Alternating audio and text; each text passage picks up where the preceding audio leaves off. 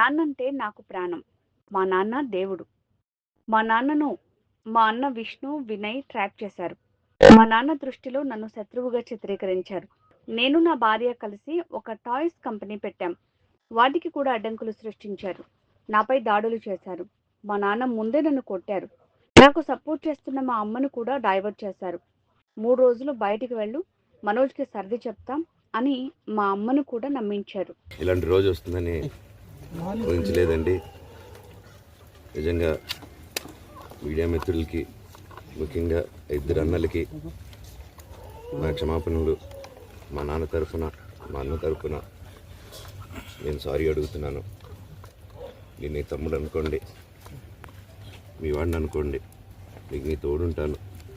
మీకు ఏదున్నా నాకు ఫోన్ చేసేదండి. నేను ఎప్పుడు ఒక్క కాల్ దూరంలోనే ఉంటాను. I will always be there to support you and your family. And I'm sorry, నా కోసం సపోర్ట్ చేసేదానికి వచ్చి మీకు ఇలా జరగడం నాకు చాలా బాధగా ఉంది. నా భార్య పేరు లాగుతున్నారు, 7 నెలల కూతురు పేరు లాగుతున్నారు. నేనేం అడగలేదు, సొంత కాళ్ళ మీద పనిచేస్తున్నాను. మా ఆవిడ కూడా వాళ్ళ ఇంటి వైపు ఏ డబ్బు తీసుకురాలేదు, వాళ్ళ ఇంట్లోనూ డబ్బు అడగలేదు, నేను అడగలేదు, ఆస్తి అడగలేదు. మా ఆవిడ 7 నెలలు గర్భవతిగా ఉన్నప్పుడు తనకి 7 నెలలు ఉన్నప్పుడు మా అంకుల్ వాళ్ళు ప్రతి ఒక్కరూ 7 నెలలు కాదు 7 నెలలు తను ప్రెగ్నెంట్గా ఉన్నప్పుడు మా అంకుల్ విజయవాడలో ఉంటారు. అండ్ ఇక్కడ కొంతమంది అంకుల్ నాన్నగారు బాగా క్లోజు. మనోజ్, నువ్వు ఎన్నో సంవత్సరాలు ఇంటి బయటగా ఉన్నావు, నీ సొంతంగా ఉన్నావు. మీ నాన్నగారు అమ్మగారు ఒకరే ఉన్నారు.